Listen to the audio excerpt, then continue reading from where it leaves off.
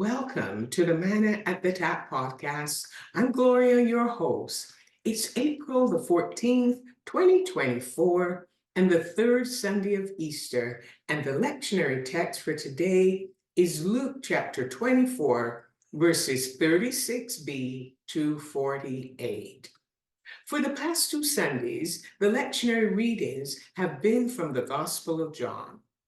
His perspective is unique in that he was part of Jesus's ministry from its inception to his death, resurrection, ascension, and beyond. When Jesus was arrested, the disciples scattered. They had no choice but to scatter because they feared they would receive the same fate. What happened from Monday, Thursday evening until resurrection evening brought into play the raw emotions of the disciples, leaving them perplexed about what was taking place. They had no precedent by which to follow. The only cohesive group that stayed closely connected was the women. I wonder, did they have a Facebook page? The story of Jesus' death and resurrection is recorded by all four gospel writers, each with a different lens. Today, we will view the events through the lens of Luke, a Gentile doctor who did not personally know Jesus, but his investigative skills helped him uncover stories that no one else followed. The question is answered in Luke's account about Jesus' activity on the first day of resurrection. All the gospel writers attest that Mary Magdalene and the women believed the message of the angels after seeing the empty tomb for themselves. Jesus was not there. He was raised. They were given an assignment and they took it very seriously. They were to tell the disciples Jesus was alive. But the disciples did not believe them. Their job was to tell the disciples that Jesus wanted to meet with them that first evening after his resurrection. And thankfully, they showed up, though still afraid, behind locked doors, except for Thomas. Earlier in the evening of that first day, Jesus joined a couple whose faces were downcast as they were leaving Jerusalem, going to a village called Emmaus. And he asked them what they were discussing. He walked and talked with them for the next 7 miles, expounding all that the prophets of old had predicted. They invited Jesus into their home to spend the night. And here is what happened. Jesus sat down at the table with them.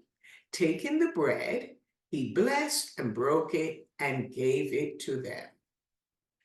At that moment, open-eyed, wide-eyed, they recognized him. And then he disappeared. The couple realized they, like Mary Magdalene, had to return to Jerusalem and share with the disciples they had seen the Lord. And while they were there talking, Jesus appeared, broke into the conversation, and said, "Peace be with you." They all thought it to be a ghost, but Jesus clearly stated that he was not a ghost. He showed them his hands and feet so they would know it was him. But it was almost too much for them to comprehend. They still couldn't believe what they were seeing. Jesus then asked if they had any food, and they gave him a piece of leftover fish they had cooked. Oh, sounds like the leftover from the feeding of the 5,000. A theme repeated in the Gospel of Luke is peace, which is more than just a greeting. John the Baptist's father, Zechariah, sang of being guided into peace. At the birth of Jesus, the angels' choir sang about peace to those who please God. And old Simeon asked God to release him in peace as promised. The gift of peace that Jesus gave to his disciples calmed their anxiety.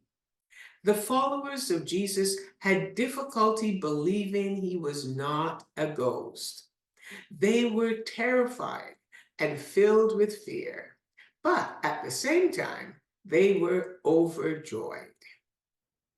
It would seem fitting that Luke, as a physician, would help them to understand that Jesus was not some resuscitated corpse nor a ghost. He was a natural person. He had a body, and his followers could touch and see the marks on his hands, his feet, and his pierced side.